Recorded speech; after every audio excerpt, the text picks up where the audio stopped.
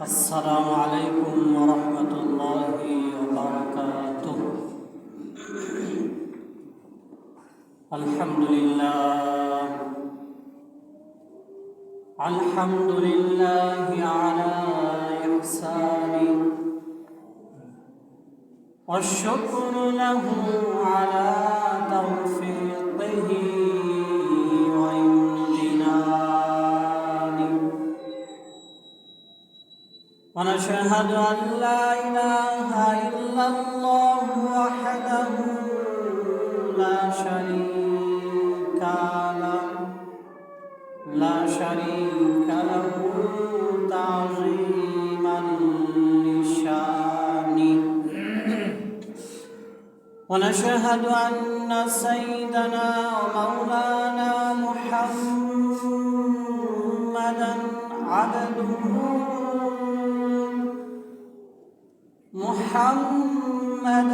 عبده ورسوله الداعي إلى رضوانه،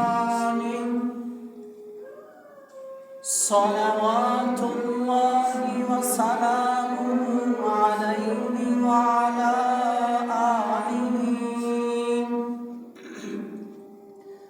وعلى آله وأصحابه وأتباعه وإخوانه. أما بعد، فأعوذ بالله من الشيطان الرجيم. بسم الله الرحمن الرحيم. ولن يؤخر الله نفسا إذا جاء أجلها، والله خبير بما تعملون. وقال تعالى في شان حبيبه: إن الله وملائكته يصلون على النبي، يا أيها الذين آمنوا صلوا عليه وسلموا تسليما. اللهم صل على سيدنا مولانا محمد وعلى آل سيدنا مولانا محمد. اللهم صل على سيدنا مولانا محمد وعلى آل سيدنا مولانا محمد. بلغ العلا بكماله، كشف الدجى بجماله، حسنت جميع خصاله. صلوا عليه وآله। আলহামদুলিল্লাহ, আল্লাহ পাক রব্বুল আলামিনের দরবারে শুকরিয়া আদায় করছি, যিনি আমাদেরকে পবিত্র জুমাবারের দিনে দুনিয়াবী সকল কর্মব্যস্ততা থেকে অবসর দিয়ে মহান আল্লাহ রব্বুল আলামিনের মহান হুকুম সলাতুল জুমা আদায়ের লক্ষ্যে মসজিদে আসার সমবেত হওয়ার তৌফিক দিয়েছেন। এই জন্য কালিমাতুর শুকরিয়া আমরা পড়ছি আলহামদুলিল্লাহ। আবারও লাখো কোটি দুরূদ এবং সালাম বর্ষিত হোক দয়ার নবী মায়ার নবী বিশ্বনবী মুহাম্মদ মুস্তাফা সাল্লাল্লাহু আলাইহি ওয়াসাল্লামের পর আমরা পড়ছি সাল্লাল্লাহু আলাইহি ওয়াসাল্লাম। সম্মানিত হাজিরিন, আমরা অবগত আছি যে শাবান মাস চলছে, যেই মাস রমজানের আগের মাস। এই মাসের পরে রয়েছে পবিত্র মাহে রমজান এবং আজকের দিন হলো শাবান মাসের মধ্যবর্তী দিন এবং আজকের রাত হলো শাবানের মধ্যবর্তী রাত, যেই রাতটা আমাদের এই উপমহাদেশে ভারতবর্ষে শবে বরাত বা লাইলাতুল বারাত নামে অধিক প্রসিদ্ধ। আমাদের সামনে যেহেতু একটি মহামান্বিত রাত একদম আসন্ন, আর কয়েক ঘন্টা পরেই শুরু হবে, সেজন্য এই শবে বরাত বা লাইলাতুল বারাত নিয়েই আজকের খুতবার আলোচনা। একদম শুরুতেই আপনাদেরকে শবে বরাতের সাথে পরিচয় করে দিই। আমাদের দেশ সহ এই ভারতীয় উপমহাদেশের মুসলিম দেশগুলো সাধারণত পীর বুজুর্গরা ইসলাম প্রচার করেছেন এবং তাদের দাওয়াতের বদলতেই আমাদের বাংলাদেশ সহ আশেপাশের মুসলমান দেশগুলো ইসলামের ছায়াতলে এসেছে। আর ঘটনাচক্রে ওই পীর বুজুর্গদের অধিকাংশই ছিলেন ইরাক, ইরান, ইয়ামেন, পারস্যের অধিবাসী। সে হিসাবে তাদের ভাষা যেহেতু ফার্সি ছিল, এজন্য আমাদের ধর্মের অনেক ধর্মীয় পরিভাষাও এই পারস্য মানুষের ভাষার সাথে মিলে গেছে। শবে বরাতটাও অনুরূপই হয়েছে। শবে বরাত এটা ফার্সি শব্দ, শব অর্থ রাত, বরাত অর্থ মুক্তি, অর্থাৎ যেই রাত্রে আল্লাহ সুবহানাহু ওয়া তাআলা মুক্তি দিয়ে থাকেন সেই রাতটাকে শবে বরাত বলা হয়েছে। যদিও হাদিস শরীফে শবে বরাতের নাম হলো লাইলাতুন নিসফি মিন শাবান, অর্থাৎ শাবান মাসের মধ্যবর্তী রাত্র, 14ই শাবান দিবাগত যে রাত সেটা। আর কুরআন শরীফে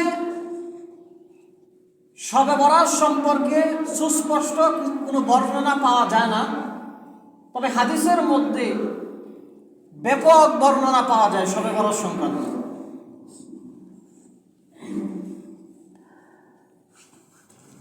কিন্তু বর্তমান সময়ে তো শিক্ষা এবং শিক্ষার বহুল প্রচার হওয়ার কারণে অনেক সময় দেখা যায় যে আমরা পুরোপুরি কোনো বিষয় সম্পর্কে না জেনেই একটা মন্তব্য করে বসি। হয়তো ইতিপূর্বে কেউ কেউ শুনেছেন কিংবা শুনবেন কোনো ভিডিও ক্লিপ বা কোনো টক শোতে কেউ বলছেন যে শবে বরাত কোরআন হাদিসে কোথাও নাই। শবে বরাত এই শব্দটা যদিও হাদিসে নাই, তবে শবে বরাতের কথা হাদিসের মধ্যে আছে। যেমন আমরা নামাজ পড়ি, রোজা রাখি, এই নামাজ শব্দটা কোরআন এবং হাদিসের মধ্যে নাই, কিন্তু নামাজের যে আরবি শব্দ সালাত, এটা কোরআন এবং হাদিসে অভাব নাই। রোজা ফার্সি শব্দ, এই রোজা শব্দটা কোরআন হাদিসে নাই, কিন্তু রোজার আরবি শব্দটা সওম বা সিয়াম, এটা কোরআন এবং হাদিসের মধ্যে অভাব নাই। কারণ কোরআন এবং হাদিস হলো আরবি ভাষায়, আর আমাদের কাছে ইসলাম প্রচার করছেন ফার্সি ভাষার মানুষ। তারা সালাতকে নামাজ শিখাইছেন আমাদেরকে। তারা সওমকে রোজা শিখাইছেন আমাদের।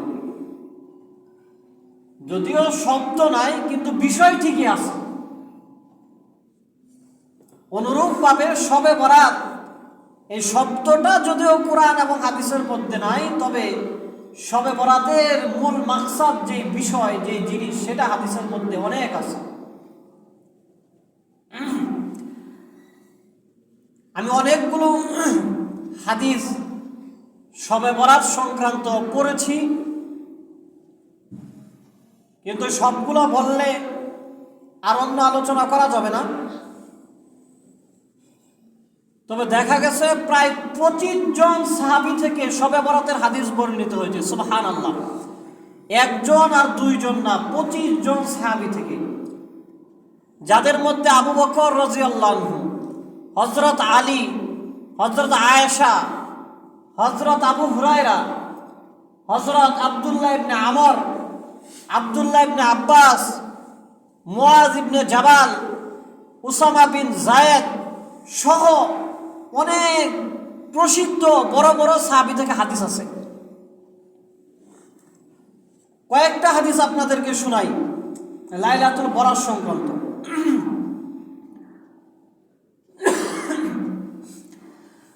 عن أبي هريرة رضي الله تعالى عنه قال قال النبي صلى الله عليه وسلم ينزل ربنا تبارك وتعالى كل ليلة إلى السماء الدنيا حين يبقى ثلث الليل الآخر يقول من يدعوني فأستجيب له من يسألني فأعطيه من يستغفرني فأغفر له رواه البخاري ومسلم أو كما قال النبي صلى الله عليه وسلم। হযরত আবু হুরায়রা রাদিয়াল্লাহু তাআলা আনহু বলেন, নবী আরবী সাল্লাল্লাহু আলাইহি ওয়াসাল্লাম বলেছেন যে নিশ্চয় আল্লাহ সুবহানাহু ওয়া তাআলা প্রতি রাত্রেই দুনিয়ার নিকটবর্তী আসমানে অবতরণ করেন।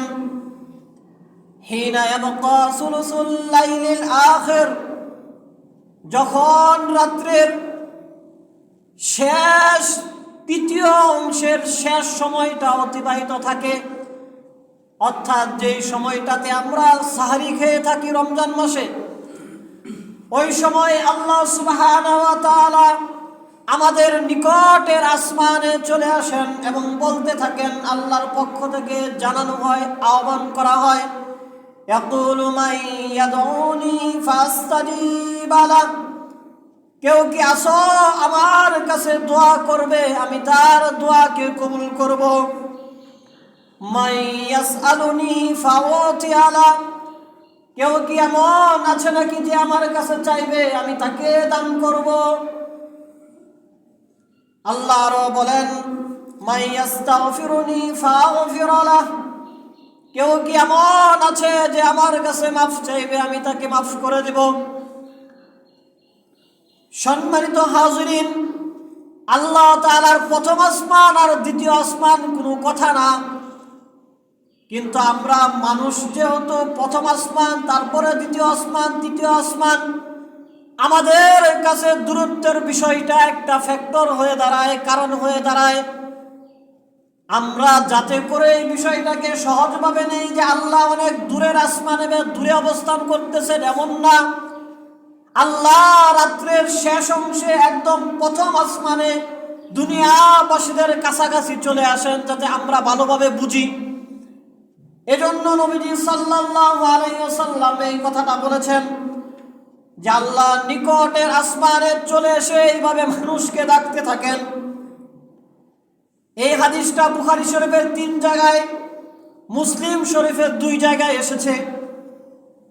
এছাড়া অপর এক হাদিস, যেই হাদিসের বর্ণনাকারী হযরত আলী রাদিয়াল্লাহু আনহু, তিনি বলেন, قال قال رسول الله صلى الله عليه وسلم إذا كانت ليلة النصف من شعبان নবীজি সাল্লাল্লাহু আলাইহি ওয়াসাল্লাম বলেছেন, যখন লাইলাতুন নিসফি মিন শাবান অর্থাৎ শাবানের মধ্যবর্তী রাত্রি, যে রাতটাকে আমরা শবে বরাত বলি, নবীজি বলেন যখন শবে বরাতের রাত হবে, ফাকুমু লাইলাহা, তোমরা ওই রাত্রেও জেগে জেগে নামাজ আদায় করবে, নফল নামাজ পড়বে। অসুমু ইয়াওমাহা, এবং পরবর্তী 15ই শাবান তোমরা রোজা পালন করবে। ফাইন্নাল্লাহা তাআলা ইয়ানজিলু ফিহা লিগুরুবিশ শামসি ইলাস সামাইদ দুনিয়া, কেননা আল্লাহ তাআলা শবে বরাতের রাত্রে দুনিয়ার কাছের আকাশে চলে আসেন। ফাকুলু, এবং আল্লাহ তাআলা বলতে থাকেন, আলা মিন মুস্তাগফিরিন ফাগফিরাহ, কেউ কি আছে আমার কাছে মাফ চাইবে, আমি আল্লাহ তাকে মাফ করে দিব। আলা মুস্তারজিকুন ফাআরযুকাহ, কেউ কি আছে নাকি আমার কাছে রিজিক চাইবে, আমি তাকে রিজিক দান করব। আলা মুবতালান ফাআফিয়াহ, কেউ কি বিপদগ্রস্ত আছে নাকি আমার কাছে বিপদ থেকে আশ্রয় চাইবে, আমি তাকে উদ্ধার করে দেব। আলা কাযা হাত্তা ইয়াতলু আল ফাজর, নবীজি সাল্লাল্লাহু আলাইহি ওয়াসাল্লাম বলেন, অনুরূপভাবে বলতে থাকে, বিভিন্ন বিষয় উল্লেখ করে করে বলে, কার কি কি সমস্যা আছে আল্লাহর কাছে বলতে থাকো, আল্লাহ তোমাদের সমস্যাগুলো সমাধান করে দিবে ফজর হওয়ার আগ পর্যন্ত সুযোগ।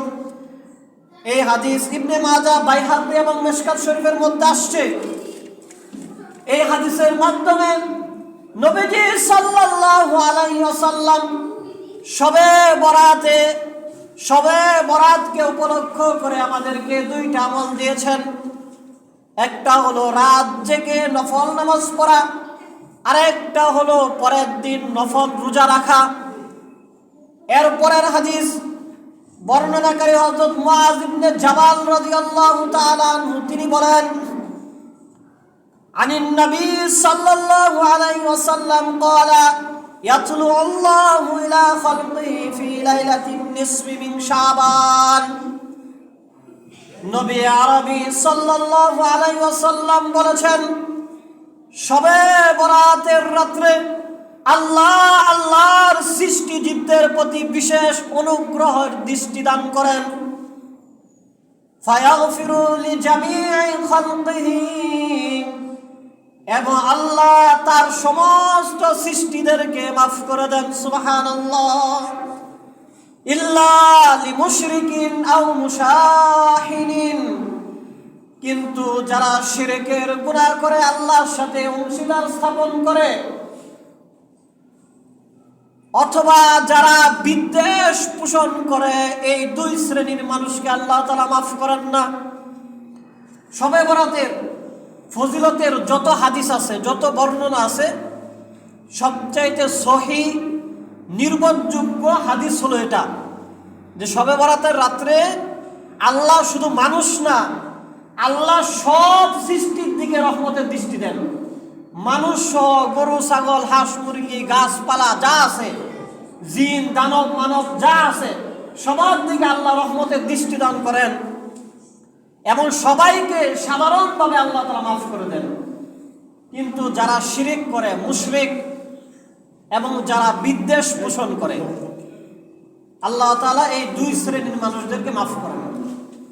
এটা হলো শবে বরাতের সবচেয়ে ফজিলতের হাদিস। মানে আজকে যে রাত আসতেছে, এই রাতের সবচেয়ে ফজিলতের হাদিস এবং সবচেয়ে সহিহ হাদিস এটা। এই হাদিসটি মাজমাউ জাওয়ায়েদ কিতাব, তারগিব কিতাব, তাবরানী, ইবনে হিব্বান, বাইহাকী এবং ইবনে মাজাহ, হাদিসের এই সবগুলো কিতাবের মধ্যে আসছে। এরপরে আবু বকর রাদিয়াল্লাহু আনহু থেকেও একটা হাদিস আসছে। হযরত আবু বকর রাদিয়াল্লাহু আনহু বলেন যে, ইযা কানা লাইলাতান নিসফি মিন শাবান ইয়ানজিলুল্লাহু তাবারাকা ওয়া তাআলা ইলা সামাঈদ দুনিয়া ফায়াগফিরু লিইবাদিহি ইল্লা মা কানা মিন মুশরিকিন আও মুশাহিনিন লিআখিহি রাহু মুসনাদ বাজ্জার ওয়া ইবনু খুযাইমা ওয়া মাজমাউজ যাওয়াইদ আও কামা ক্বালা an-নবী সাল্লাল্লাহু আলাইহি ওয়াসাল্লাম। হযরত আবু বকর রাদিয়াল্লাহু তাআলা আনহু বলেন, যখন শবে বরাতের রাত্র আসে, যে রাত্রকে হাদিসের মধ্যে লাইলাতুন নিসফি মিন শাবান তথা শাবানের মধ্যবর্তী রাত্র বলা হয়, সেই রাত্রে আল্লাহ সুবহানাহু ওয়া তাআলা দুনিয়ার নিকটবর্তী আসমানে আসেন। ফায়াগফিরু লিইবাদাতিহি, এবং আল্লাহর সব বান্দাদেরকে মাফ করে দেন। সুবহানাল্লাহ। তবে আল্লাহর বান্দাদের মধ্য থেকে ইল্লা মা কানা মিন মুশরিকিন, যারা শিরকের গুনার সাথে সম্পৃক্ত, আও মুশাহিনিন লিআখিহি, অথবা যারা নিজেদের ভাইয়ের সাথে বিদ্বেষ পোষণ করে, এই দুই গুনার সাথে যে সমস্ত বান্দারা সম্পৃক্ত তাদেরকে মাফ করা হয় না। এই হাদিসটিও একাধিক কিতাবের মধ্যে আসছে। তারপর আব্দুল্লাহ ইবনে আমর রাদিয়াল্লাহু আনহু থেকে এক হাদিস, সেই হাদিসের মধ্যে আসে আল্লাহর নবী সাল্লাল্লাহু আলাইহি সাল্লাম বলেছেন যে ফায়াগফিরু লিইবাদিহি, যে আল্লাহ সব বান্দাদেরকে মাফ করে দেন, ইল্লা লিইসনাইনি, তবে দুই শ্রেণীর বান্দাদেরকে মাফ করেন না, মুশাহিনিন ওয়া কাতিলি নাফসিন, এক হলো বিদ্বেষ পোষণকারী, আরেক হলো যারা অন্যায়ভাবে মানুষকে হত্যাকারী। এই পর্যন্ত আপনাদেরকে 5টা হাদিস শোনানো হলো শবে বরাত সংক্রান্ত। এক হাদিসে বলা হয়েছে সবাইকে মাফ করে দেওয়া হয়, মুশরিক এবং বিদ্বেষকারীদেরকে মাফ করা হয় না। আরেক হাদিসে বলা হয়েছে সবাইকে মাফ করে দেওয়া হয়, যারা বিদ্বেষ পোষণ করে তাদেরকে, এবং যারা অন্যায়ভাবে মানুষ হত্যা করে তাদেরকে মাফ করা হয় না। এই দুই হাদিসের মাধ্যমে 3 শ্রেণীর মানুষের কথা পাওয়া যায় যাদেরকে মাফ করা হবে না শবে বরাতে। 1 নম্বর যারা শিরক করে, 2 নম্বর যারা মুসলমান ভাইদের সাথে বিদ্বেষ রাখে তাদেরকে, 3য় নম্বর হলো যারা অন্যায়ভাবে মানুষ হত্যা করে তাদেরকে। এই 3 শ্রেণীর মানুষদেরকে লাইলাতুল বরাত, শবে বরাত কিংবা লাইলাতুন নিসফি মিন শাবান, আপনি যেই শব্দেই বলেন না কেন, আজকে এই দিবাগত রাত্রে এই 3 শ্রেণীর মানুষদেরকে মাফ করা হবে না।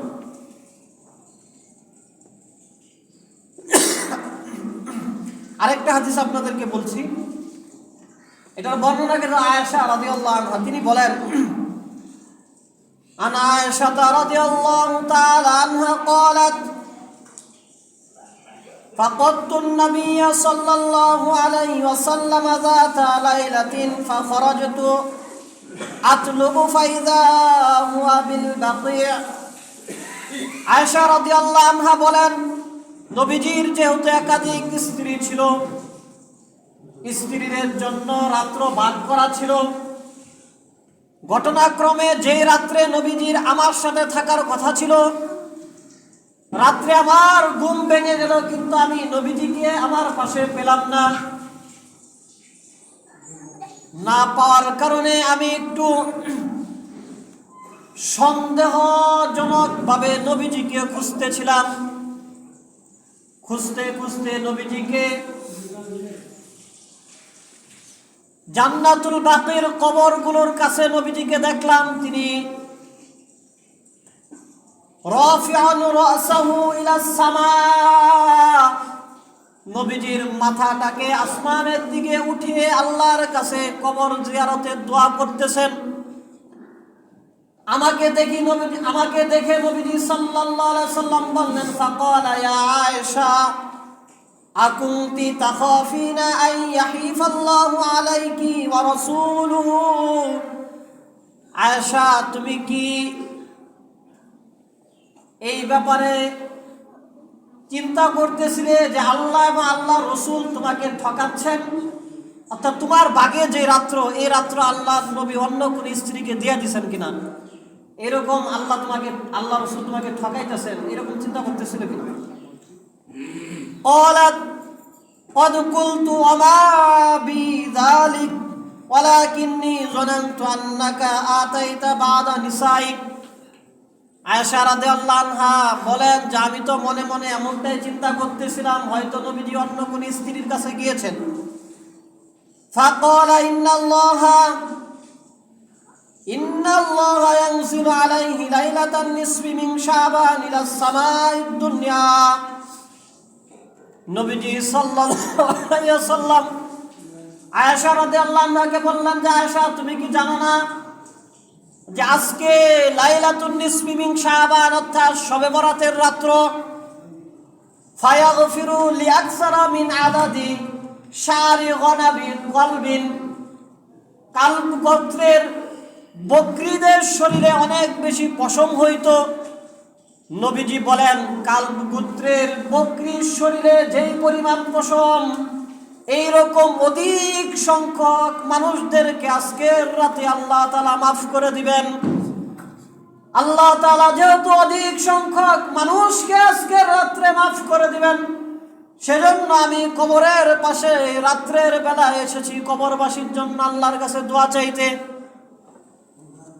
এই হাদিসের মাধ্যমে শবে বরাতের রাত্রের একটা আমল পাওয়া গেল, সম্ভব হলে কবর জিয়ারত করা। আলী রাদিয়াল্লাহু তাআলা আনহুর হাদিস থেকে দুইটা আমল পাওয়া যায়।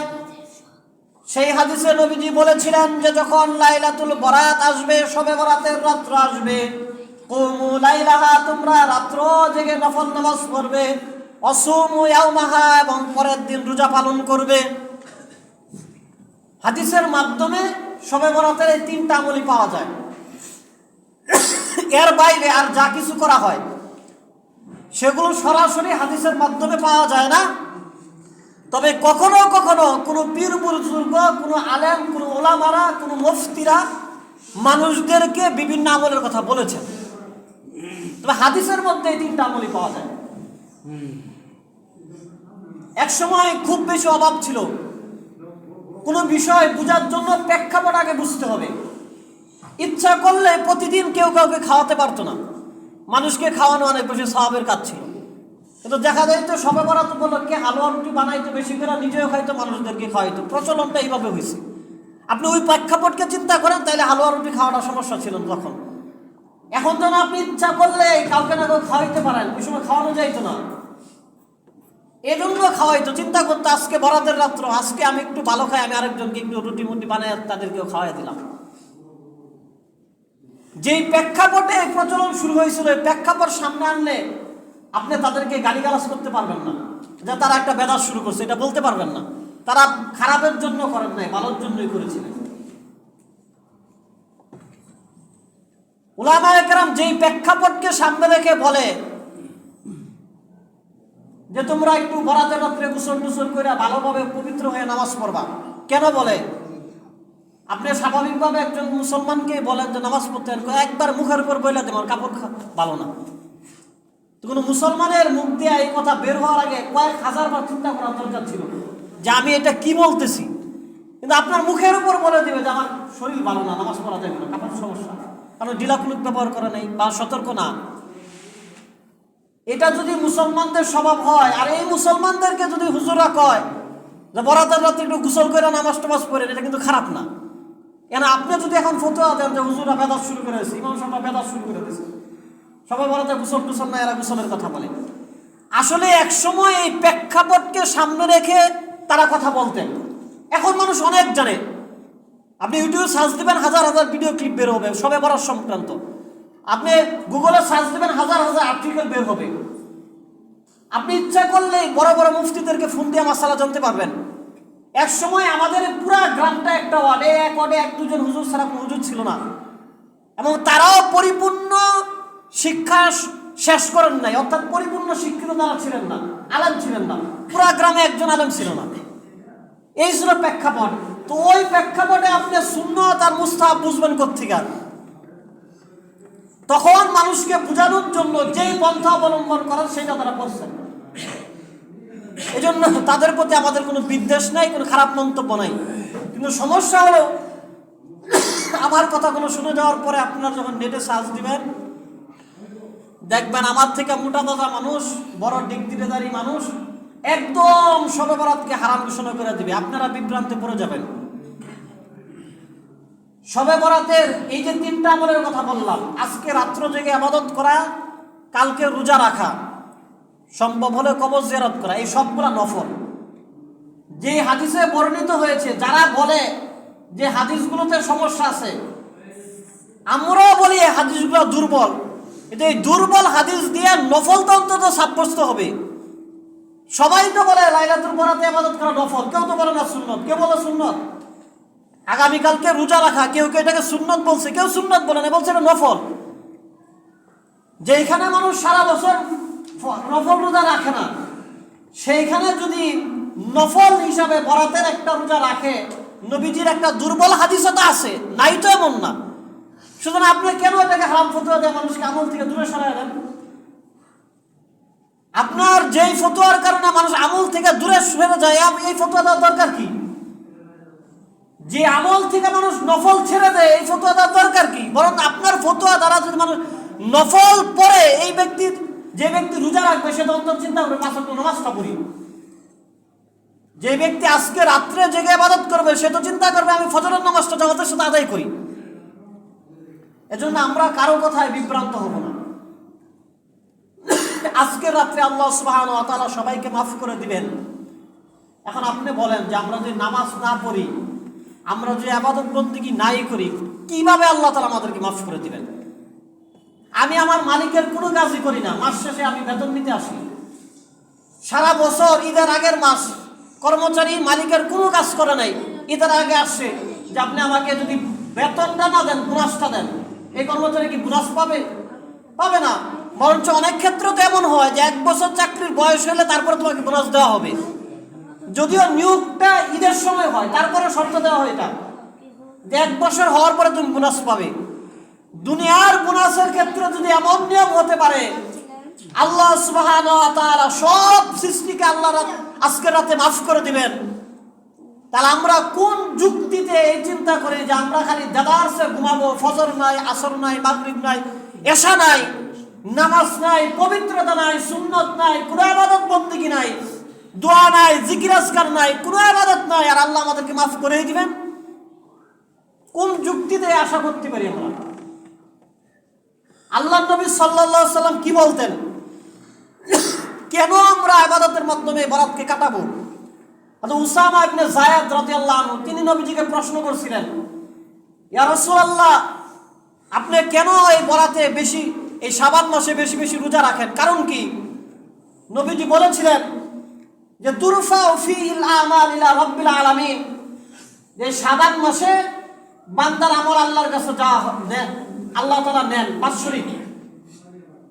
ফাহিব্বু আইয়ুরফা ইলা আমালি ওয়া আনা সাইমুন, নবীজি বলছেন আমি চাই আমার আমল আল্লাহর কাছে যাবে, আমি রোজা রাখবো। সুবহানাল্লাহ। আল্লাহ রাসূলের চিন্তাধারা কি? আপনারা বলেন, যেই ব্যক্তি রোজা রাখে, ইসলামের বিধান হলো এমন কর্মচারী হলে তার বোঝাকে হালকা করে দেওয়া।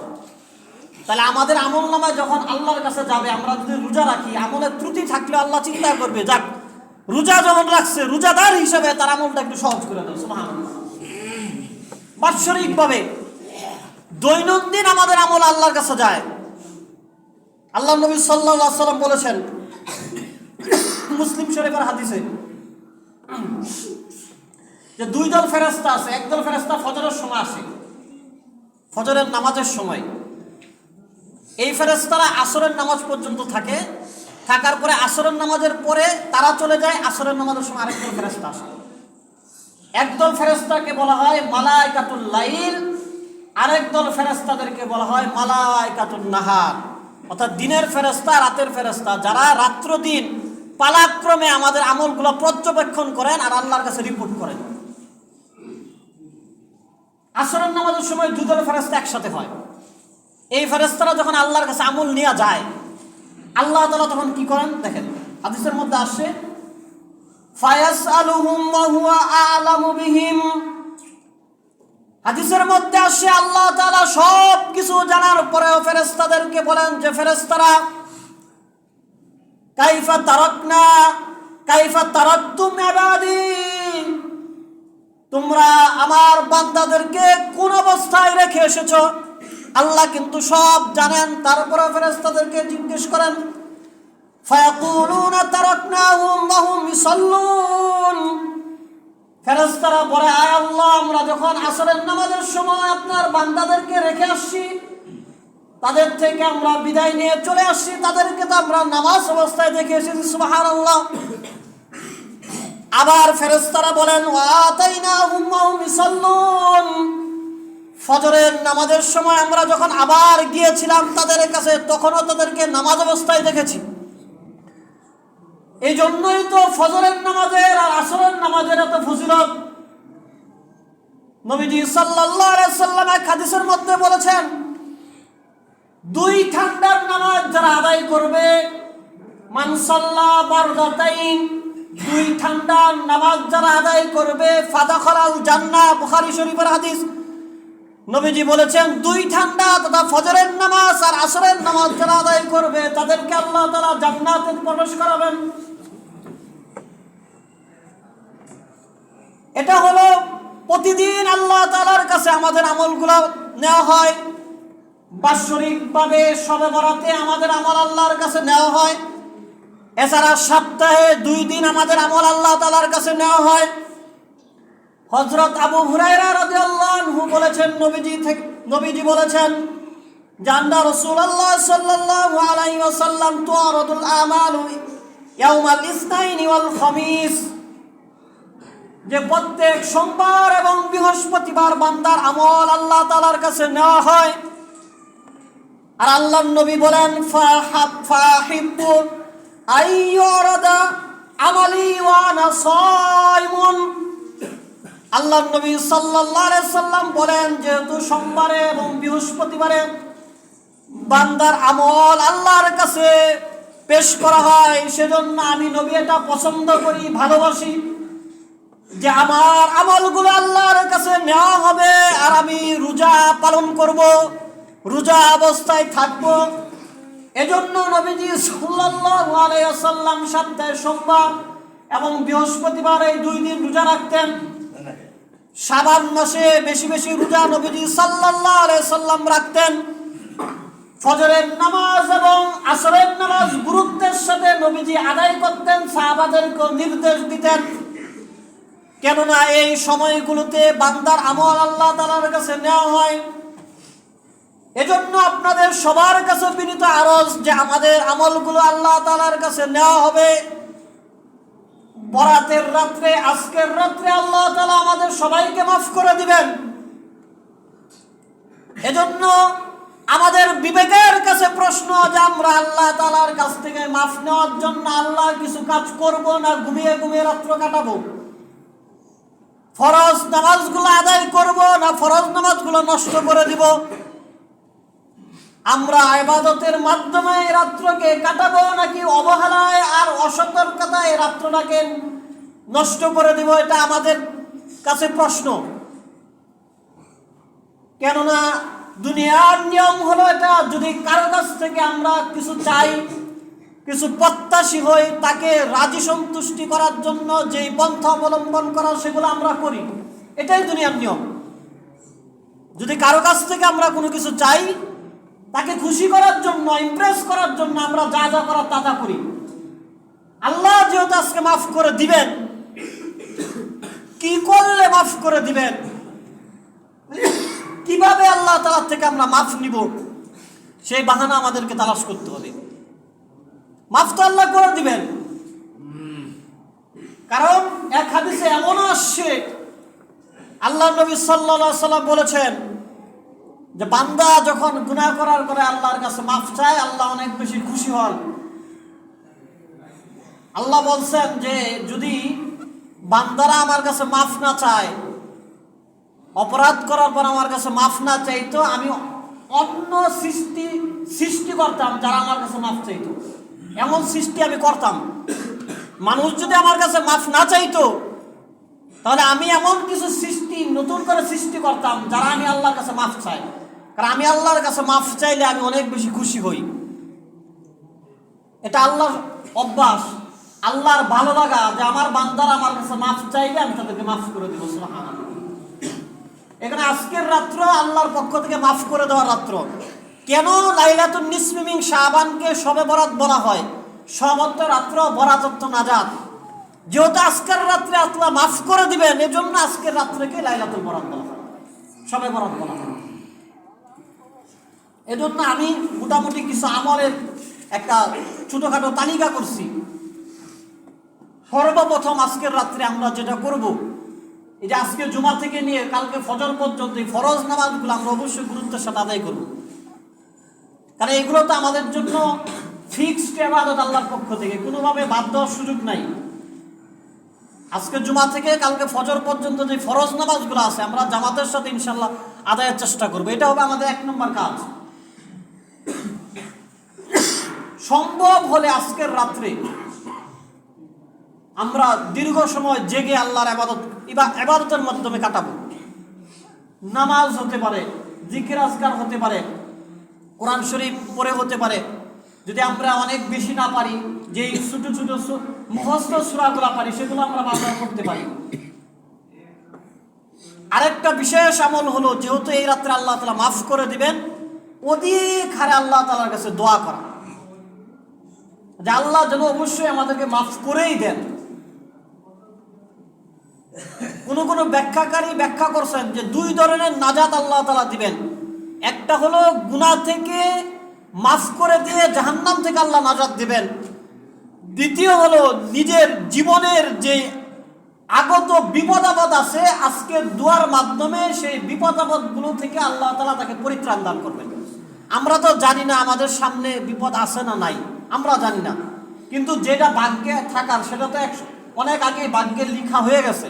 তা আমরা যখন দোয়া করব, আর দোয়া ও ইয়ারদ্দুল বালা, ভাগ্য যদি কোনো কিছু পরিবর্তন করতেই পারে সেটার নাম হচ্ছে দোয়া। আমরা যদি আল্লাহ তাআলার কাছে রাজি সন্তুষ্টি করাতে পারি, দোয়া করতে পারি, আল্লাহ তাআলা আমাদের আগত বিপদ আপদগুলা থেকে আমাদেরকে নাজাত দান করবেন। তাহলে আজকের রাত্রে একটা অন্যতম আমল হবে আমরা অধিক হারে দোয়া করব। যদি আমরা পারি আগামীকালকে রোজা রাখবো। আমাদের অনেকের ধারণা এমন যে একটা রোজা রাখা যায় না। এই কথাটা শুধুমাত্র আশুরা রোজার সাথে সম্পৃক্ত। সম্ভব হলে আমরা আগামীকালকে একটা রোজা রাখবো। যেহেতু সামনে রমজানও আছে, এক রোজায় অনেকটা প্রিপারেশনও নেওয়া হবে। অনেকদিন যাবত রোজা রাখাও হয় না, সেটা একটা প্র্যাকটিস হয়ে যাবে। সামনে রমজান আসতেছে।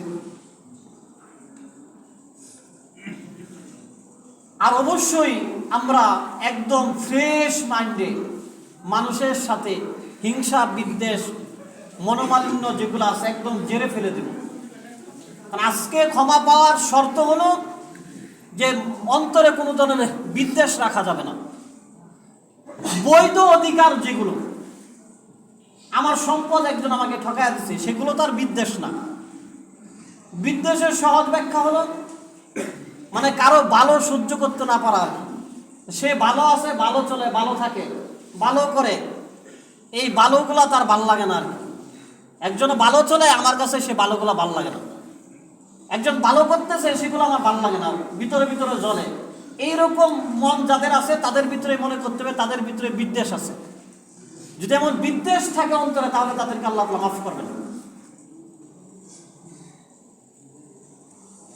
মোটামুটি এই আমলগুলোই শবে বরাতের বিশেষভাবে করা সম্ভব। আরেকটা হলো কবর জিয়ারত করা সম্ভব হলে। আমাদের দেশের কবরগুলো বেশিরভাগই ধরেন এই ঝোপঝাড়ের মধ্যে, দিনের বেলাও একা একা যাইতে অনেক সময় ভয় লাগে এরকম জায়গায়।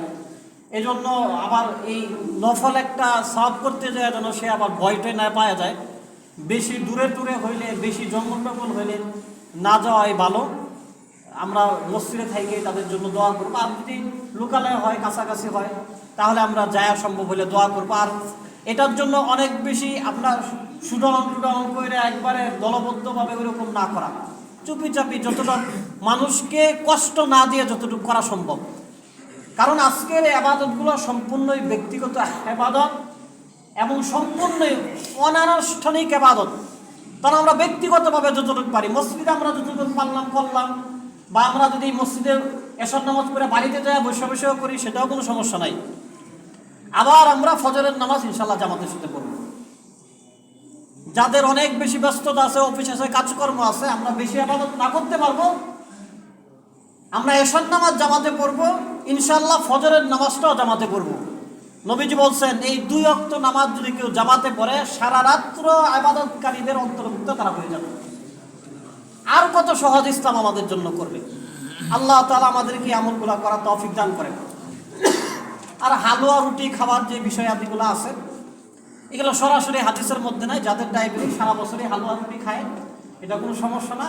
আপনাদের যাদের মন চায় হালুয়া রুটি খাইবেন, কোনো সমস্যা নাই। তবে এই হালুয়া রুটি খাইতে যায় যদি শরীর ক্লান্ত হয়ে যায়, ইবাদত বন্দেগী না করতে পারেন, তাইলে আজকে খাওয়ার দরকার নেই।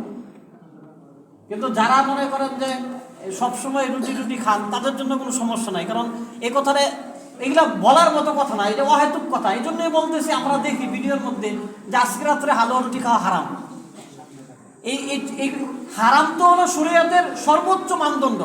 আপনি একটা জায়েজ খাবার আপনি হারাম বইলা দিবেন, এটা তো আসলে এত বড় কথা বলার মতো সুযোগ নাই। মানুষকে বিভ্রান্ত করা যাবে না।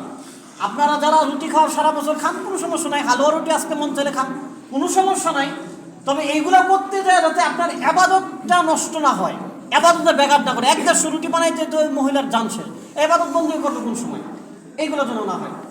আর আপনাদের সবার জন্য এবং আমাদের এলাকাবাসী যারা আছেন সবার প্রতি একটা আমার ব্যক্তিগত পক্ষ থেকে একটা সতর্কতা বার্তা, কেউ আতঙ্কিত না হই যে আমাদের দেশের আইন শৃঙ্খলা এখন ভালো না।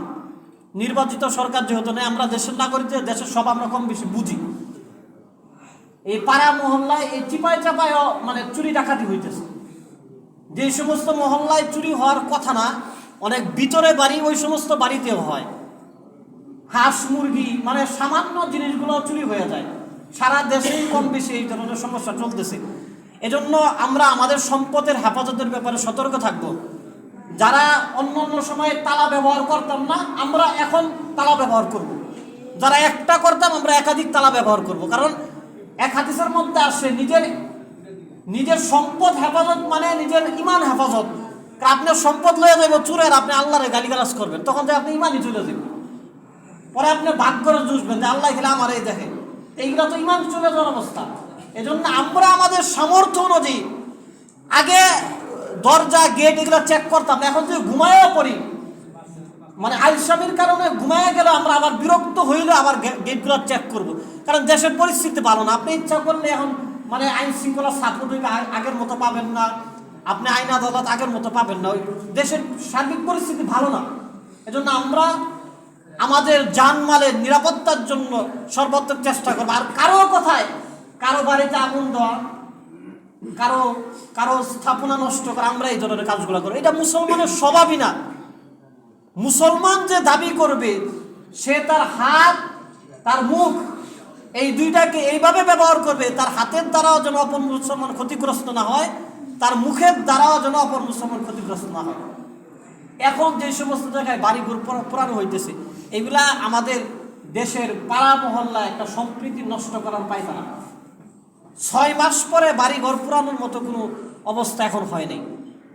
যেটা যদি এটা হইতো আর 6 মাস আগে হওয়ার কথা ছিল। এগুলো হয়েছে পাড়া মহল্লায়, ভাইয়ে ভাইয়ে, মহল্লায় জিওগ্রাফি লাগানোর মতো একটা চক্রান্ত, ষড়যন্ত্র। ইহুদিদের চক্রান্ত হলো, দেখবেন আমেরিকা যেই দেশগুলোকে ধরছে, সিরিয়া সহ, মিশর সহ, কোনো দেশে, অনেক দেশে তারা নিজেরা সোলজার পাঠায় নেই, গৃহযুদ্ধ বাধাইছে। গৃহযুদ্ধ মিশরের মধ্যে তারা গৃহযুদ্ধ বাড়াইছে, ফিলিস্তিনে তারা গৃহযুদ্ধ বাড়াইছে, গাদ্দাফির দেশে তারা গৃহযুদ্ধ বাধাইছে। গৃহযুদ্ধ বাধাইলে তো সুবিধা যে আমরা বাংলাদেশের মানুষ আওয়ামী লীগ বিএনপি নাম দিয়ে আমরা নিজেরা মরবো, আমেরিকা হাততালি দেবে, তাদের লাভ। অস্ত্র বেচতে পারবে, আবার তারা আমাদের বিচার করতে পারবে। আর আওয়ামী লীগ মারলেও তো মুসলমান মরবে, বিএনপি মরলেও মুসলমান মরবে। আমার ভাই আওয়ামী লীগ করে, আমার বাবা বিএনপি করে, তখন দেখা যাবে আমরাই তো সবাই। এজন্য আমরা কারো প্ররোচনায় পা দিব না। এগুলো কিন্তু ইসলামের বিষয়, এগুলো ধর্মের বিষয়, এগুলোকে আমরা ধর্মের বাহিরে না নেই। আল্লাহ সুবহানাহু ওয়া তাআলা আমাদেরকে এই বিষয়গুলো বুঝার এবং আমল করার তৌফিক দান করেন এবং যথাযথ মর্যাদায় ভাব গম্ভীর্যের সাথে আজকের রাত্রে ইবাদত বন্দেগীর মাধ্যমে আমাদের সবাইকে কাটানোর তৌফিক আল্লাহ তাআলা দান করে। সবাই বলে আমিন। যারা পরে আসছি ইনশাআল্লাহ কবুল দোয়া করুন।